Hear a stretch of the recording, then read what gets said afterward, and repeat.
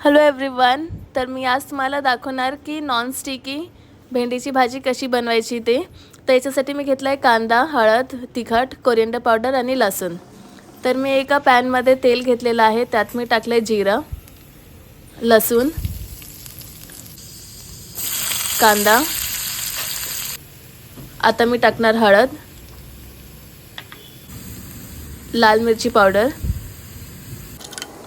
आणि यात मी आता टाकणार बारीक चिरलेली भेंडी. यात मी आता टाकणार थोडं परतवल्यानंतर कोरिएंडर पावडर आणि आता मी टाकणार मीठ. जेव्हा भेंडी 60 to 70% शिजली असेल तेव्हा मी मीठ टाकलं याच्यात.